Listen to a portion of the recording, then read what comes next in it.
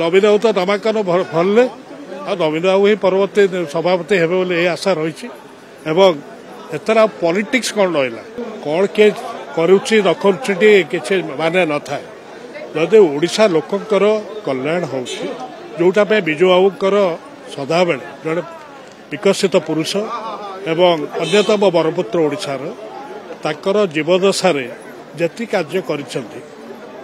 ପରବର୍ତ୍ତୀ କାଳରେ ଆଜି ମଧ୍ୟ ତାଙ୍କ କୃତି ଆଉ ସ୍ମୃତି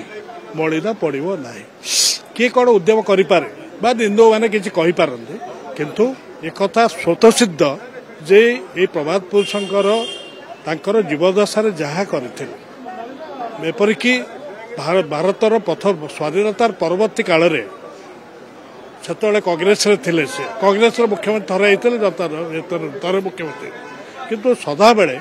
ଲୋକଙ୍କ କଲ୍ୟାଣ ଥିଲା 25 ଟଙ୍କା ମଜୁରୀ ହେଉ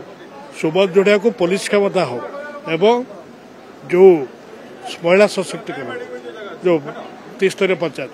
ଇଏ ତ ରହିছে ନା ଇଏ ତ କୃତି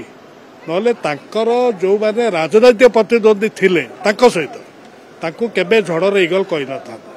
କେବେ ଧରଣୀ କୃଷ୍ଣସାର କହିନଥାନ୍ତି କେବେ ମାଟିର ମୂର୍ତ୍ତିକାର କହିନଥାନ୍ତି ତେଣୁ ତାଙ୍କର ଆମ ଭାଗବତ କହିଛି ପ୍ରାଣୀର ଭଲ ମନ୍ଦ ବାଣୀ ମରଣ କାଳେ ଜାଣି ଯେତେବେଳେ ତାଙ୍କ ଦେହାନ୍ତ ପୁରୀ ଗଲା ତାଙ୍କ ସଭା ଆପଣମାନେ ଦେଖିଲେ ମୁଁ ତ ନିଜେ ଥିଲି ଦେଖିଛି ଆରେ ନବୀନ ନିବାସ ଠାରୁ ସ୍ୱର୍ଗଦ୍ୱାର ସେତିକି ଜଣେ ଲୋକର କ'ଣ କରିଛି ଆଉ କିଏ କ'ଣ କରୁଛି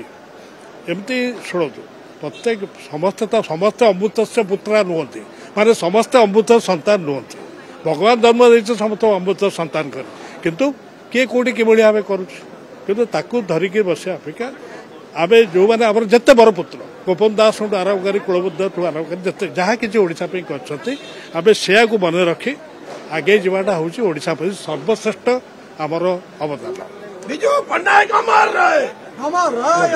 ବିଜୁ ବାବୁ ଅମର ରହେ